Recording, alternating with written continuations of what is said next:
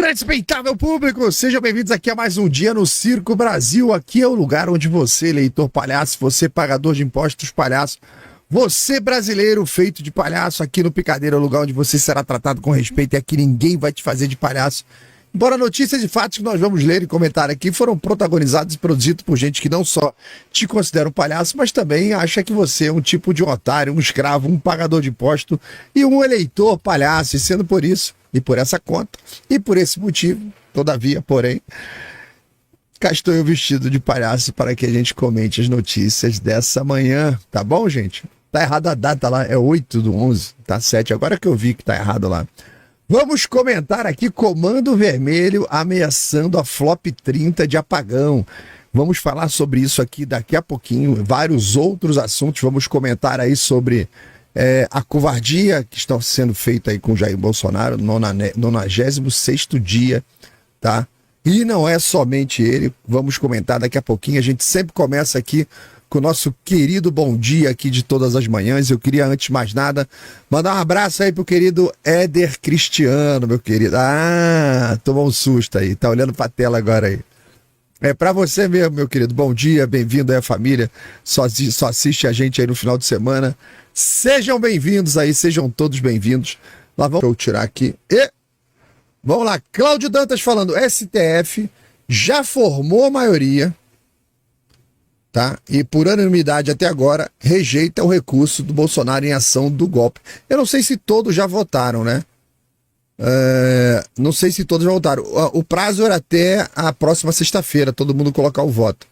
Com o voto de Zanin, primeira turma mantém decisão que impôs 27 anos de prisão ao ex-presidente. É interessante que é o voto do Fux, no voto anterior do Fux, né? O Fux me traz detalhadamente aquele voto de horas, mostrando que não tem crime, não tem nada, não tem prova, não tem porra nenhuma, tá tudo errado, de cabo a rabo, tá? O único que foi condenado pelo Fux foi o Mauro Cid, e não pelas evidências, pela prova, mas que ele, Mauro Cid, se declarou culpado para fazer a delação dele lá. Então o azar dele. Isso é o tipo da coisa, amanhã ou depois você reverte isso tudo, dá vontade de fazer isso. Reverte tudo, não, mas não, o Mauro Cid não, deixa ele preso lá, porque ele confessou, né? Essa coisa que a gente não sabe o que é, que ninguém viu, ele confessou, então deixa ele preso lá. Dá ele se fuder sozinho lá, tá? A primeira turma do Supremo aprovou por unanimidade nessa sexta-feira para rejeitar o recurso apresentado pela defesa do ex-presidente Jair Bolsonaro, né? Contra a condenação de 27 anos e 3 meses de prisão por supostamente liderar uma tentativa de golpe de Estado. O voto do ministro Cristiano Zanin consolidou a maioria pelo entendimento já adotado. Está aqui um cheiro de magnífico aqui no ar, tá mais forte do que nunca, tá? Porque o Laranjão avisou, né? O Laranjão falou, né? Deu uma oportunidade. É igual o lema do Irã. Na questão do Irã, o Laranjão falou, olha, vocês têm 24 horas, não, 48 horas aí para decidir isso, decidir aquilo, não sei o quê.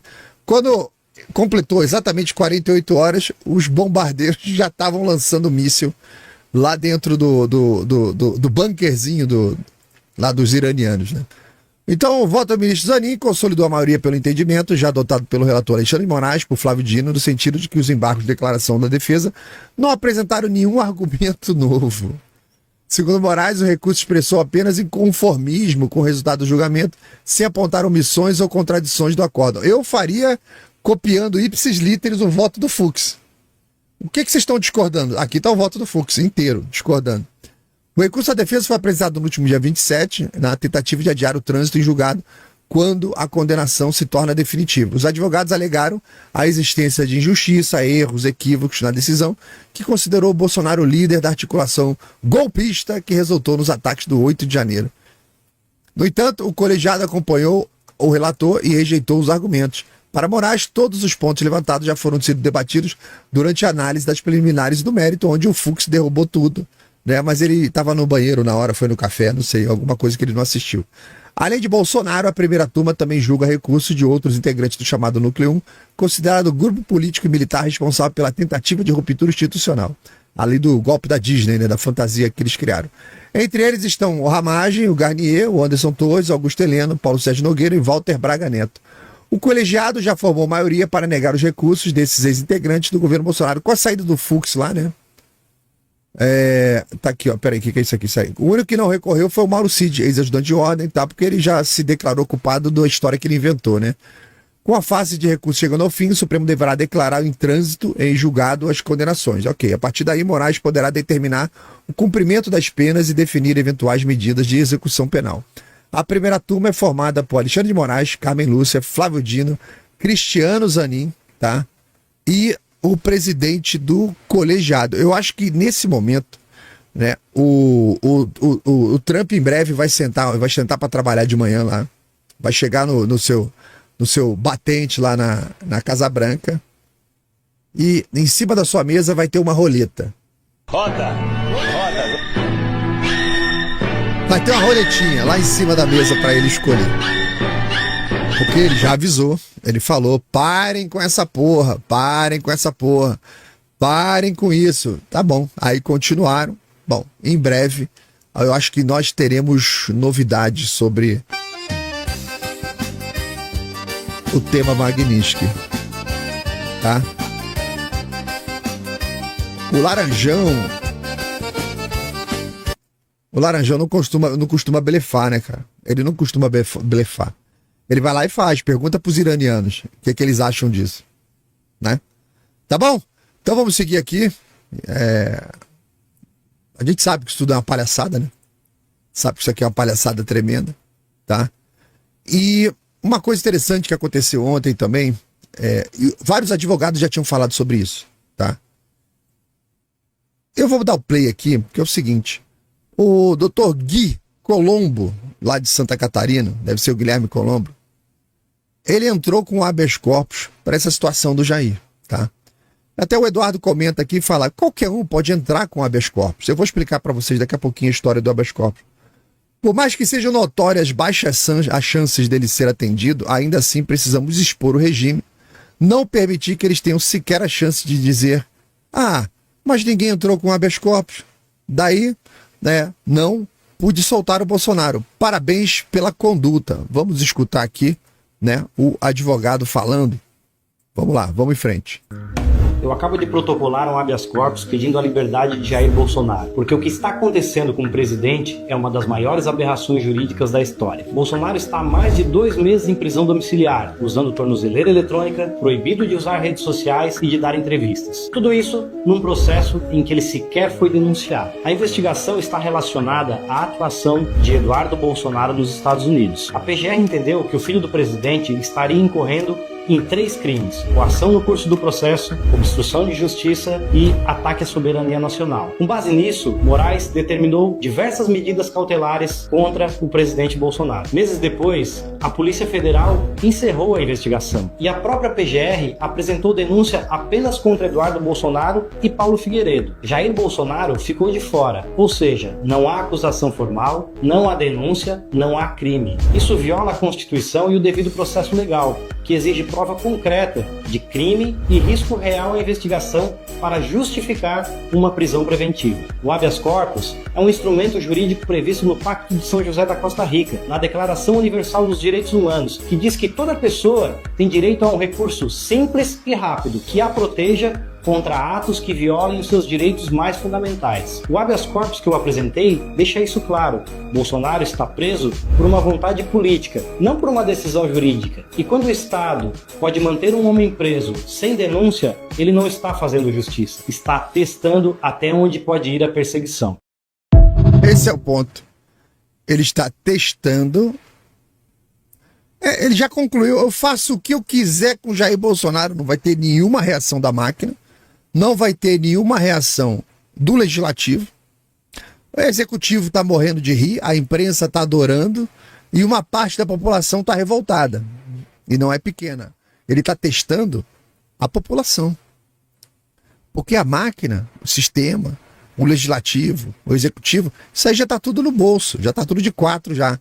Ele está testando exatamente nós. Qual será a nossa reação? O que nós faremos? Esse é o ponto do teste do Xandaré agora é esse.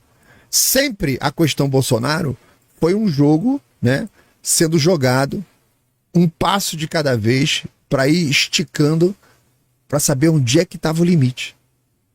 Esse é o ponto, tá?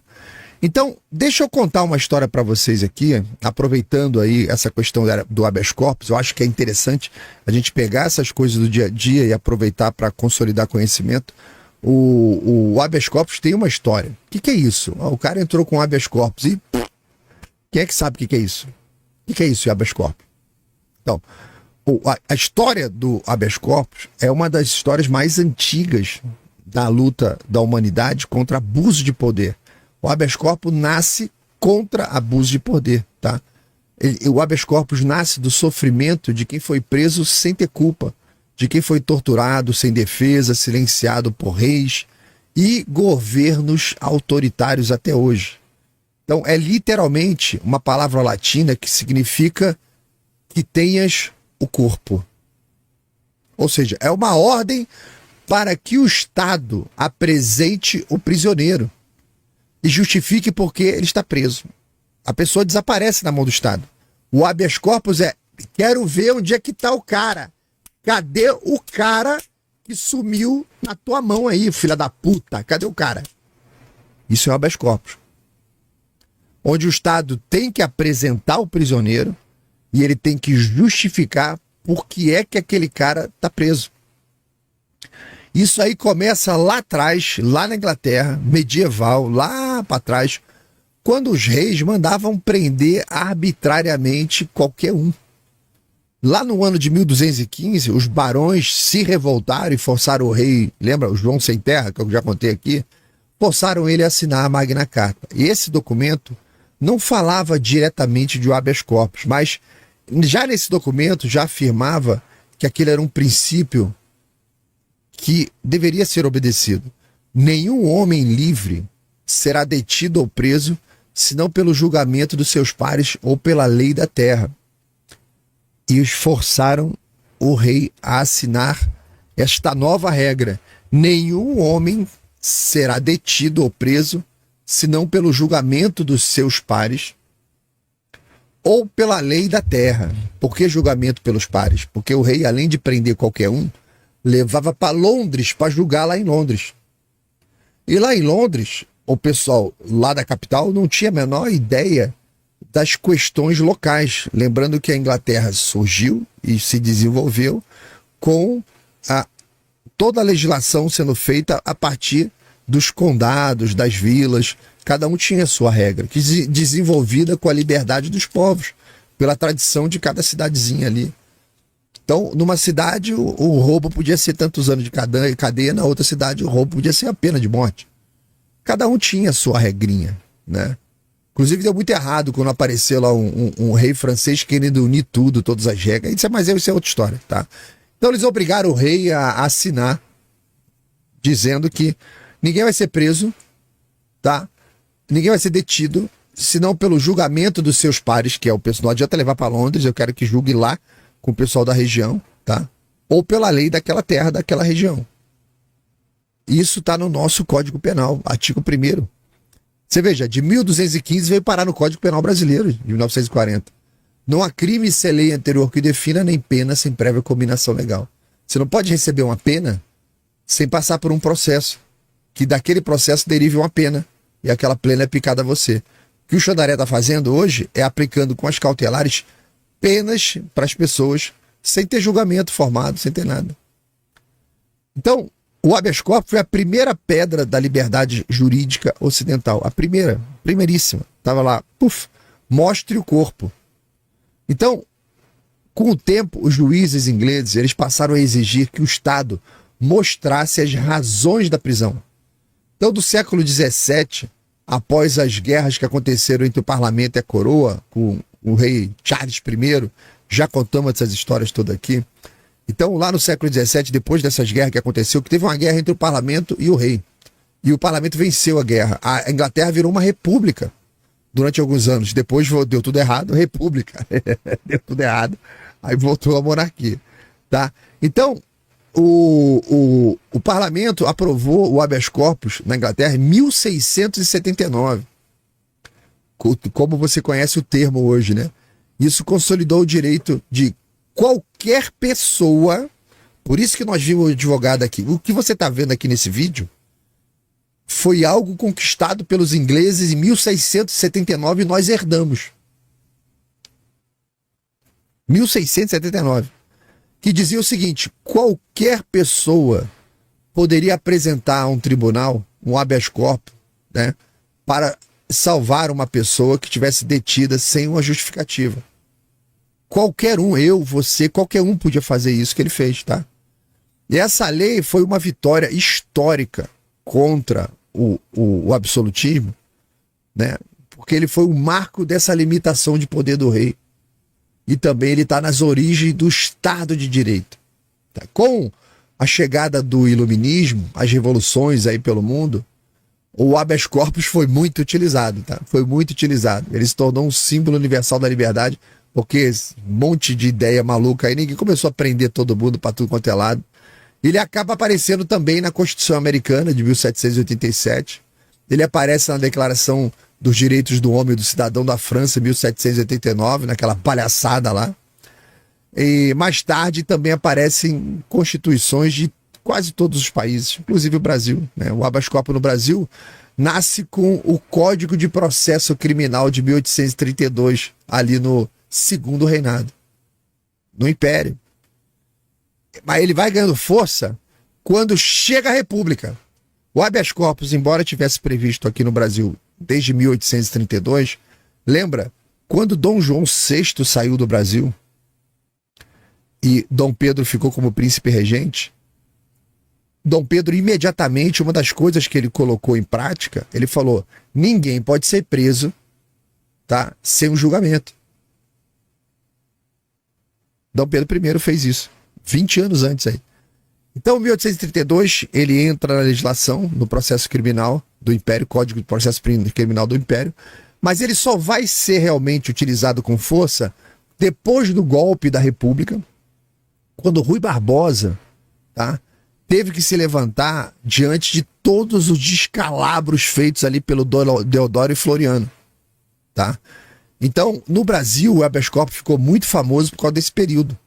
Muito famoso, porque era como o Rui Barbosa enfrentava o tirano. Ele mandava prender, o Rui Barbosa entrava na Suprema Corte e mandava soltar. Então foi o Rui Barbosa que ampliou a aplicação e o uso dele no Brasil para proteger não só quem estivesse preso, mas também quem corresse o risco de ser preso injustamente. O habeas corpus, ele tem que trazer o argumento de que aquela pessoa não pode ser presa, não tem nada contra ela. Entendeu? Então, quando a Constituição de 1891 consagrou o habeas corpus como garantia individual, tá? Naquele período do Rui Barbosa, chegou um momento em que o Marechal Floriano falou para a Suprema Corte: olha só, vocês estão dando habeas corpus para todo mundo, quem vai dar para vocês? Surge um esquadrão com uma missão de matar o Rui Barbosa. O Rui Barbosa teve que se esconder no Rio de Janeiro, fugir do Rio escondido, numa baita de uma aventura, parecia Indiana Jones, se escondendo em saco de batata, indo pro porto. Cara, para fugir do grupo que estava destinado lá com a missão de assassinar o Rui Barbosa, tá? Nesse momento ele foi um herói. Depois o trabalho que ele fez como ministro da Economia foi uma merda. Então, em 1891 a Constituição consolidou ali o habeas corpus, tá? Então, desde então, ele está tentando respirar aí em todas as ditaduras aqui do Brasil, o Estado Novo, 64, tudo, passando por todos esses períodos, e sempre teve algum efeito, tá? Sempre teve algum efeito. Mesmo com Vargas, mesmo no governo militar, ele funcionava. O habeas corpus parou de funcionar no Brasil agora. Parou de funcionar. Parou de funcionar. Então, é uma cláusula universal, mas o Supremo está acima do habeas corpus, já decidiu por isso, né? Então, o instrumento que protege a liberdade das pessoas, né, sempre quando alguém é preso ou ameaçado de prisão ilegal, qualquer cidadão pode impetrar esse pedido, até mesmo em favor de estranhos, sem precisar ser advogado. tá? Você consegue. Então o juiz deve, nesse momento, exigir que o Estado apresente não só o preso, mas que a resposta do habeas corpus tem que ser a justificação da prisão. Se não houver causa legal, o juiz que recebe o habeas corpus tem que mandar soltar imediatamente. Essa é a regra. Então hoje o habeas corpus é mais do que uma norma, ele é um último recurso contra o arbítrio. Foi criado a partir da dor, foi lapidado pela injustiça, mantido pela coragem de muitas pessoas que enfrentaram, ousaram o poder. Rui Barbosa foi no limite da vida. Até o último momento. Gente caçando ele na cidade para fuzilar ele na hora. E ele ainda estava escrevendo habeas corpus para os outros. Lembra? O próprio Rui Barbosa disse que a pior ditadura era do judiciário. Porque contra essa ditadura não há a quem recorrer. Então, esse vídeo que você viu, desse habeas corpus, é a última trincheira da liberdade individual. É o fio que separa a civilização do despotismo. Vamos ver como que vai ser a resposta a isso. A gente já faz ideia de como vai ser. Aí eu pergunto para vocês se você sabia da história do habeas corpus. Você sabia? Quanto que ele tá falando aqui? Eu trouxe isso pra gente comentar. Vou comentar aqui, ó. Jovem Pan, ontem de noite, um temporal de forte intensidade provocou estragos na região de Rio Bonito do Iguaçu, no Paraná. No final da tarde da sexta-feira, dia 7, de acordo com as autoridades locais, a chuva veio acompanhada de rajadas de vento e queda de granizo, aumentando o impacto na área urbana e rural. Entre os principais prejuízos confirmados até o momento está a destruição parcial do pátio de máquinas da Prefeitura de Rio Bonito do Iguaçu, onde estruturas foram danificadas e equipamentos acabaram ficando expostos. Ainda não há divulgação oficial sobre o número de desabrigados. Isso é de ontem de noite, tá? Então, deixa eu mostrar para vocês alguns vídeos que já rolaram na rede social sobre o que aconteceu ontem lá, hein? Desce, desce, desce, desce.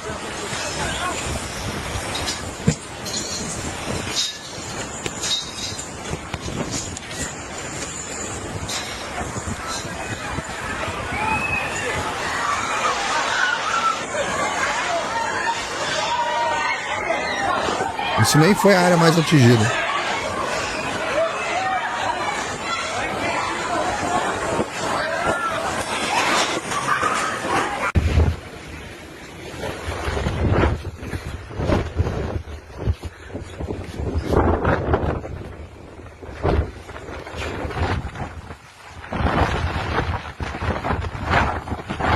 Ó, levou telhado, levou tudo.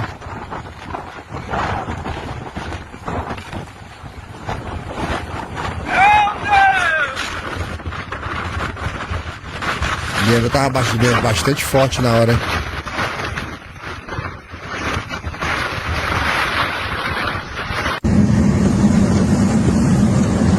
Olha isso! Arrancou tudo, ó. Olha as casas ali, ó, sem coberto, sem nada. Olha ali o predinho, ó. Amor, acabou com tudo, Rio Bonito.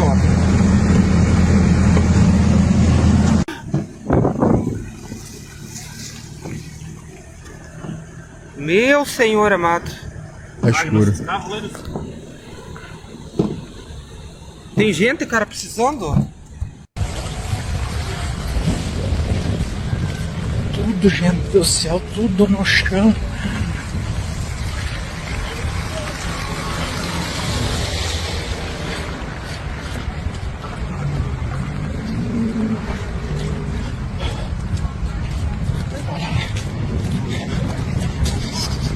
Misericórdia.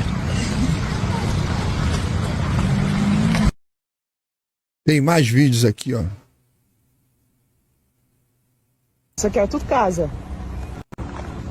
Ó, isso aqui, ó. Isso aqui era tudo casa. Ali, ó, como é que ficou. Só que a chuva que deu. Ó os carros aí na rua. Que era uma oficina.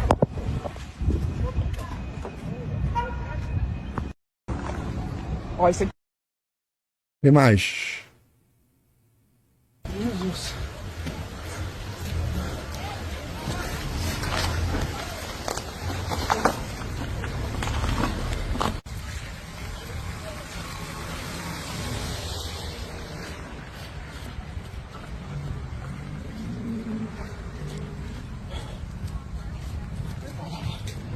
Tornado F3, hein? Olha, meu Deus do céu, tombou o carro aqui, ó. Tombou o caminhão com o vento. Jesus.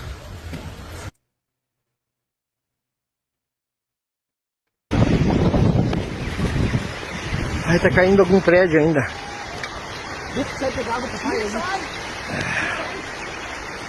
Tudo destruído. Vento, gente. Vento. Não tem como pisar aqui.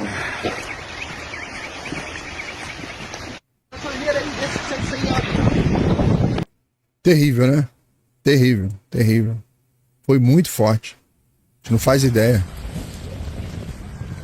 Tudo, gente do céu, tudo no chão. Várias pessoas filmando no mesmo lugar.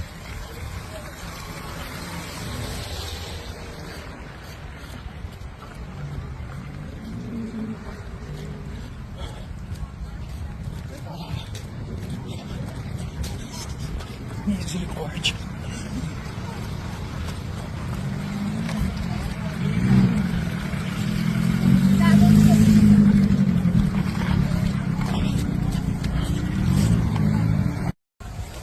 Bom, esse aí foi o comentário do Procópio, né? Do Procópio aqui pra gente. Deixa eu voltar aqui. Foi mesmo. Difícil, hein, a situação lá. Muito difícil. A gente não faz ideia, né, cara? A gente fica olhando. O que serviu para, no meu caso, acompanhando o que aconteceu ali, a gente fica vendo aqueles programas americanos sobre tornados, a gente sempre tem dúvida. Por que eles não fazem a casa de alvenaria, né? Aquelas casas de madeira, papelão, sai tudo voando. Cara, vocês estão vendo aí de alvenaria? Derrubou de alvenaria também. A força da natureza derrubou de alvenaria. Impressionante, né? Como é que você resiste a um negócio desse? Impressionante.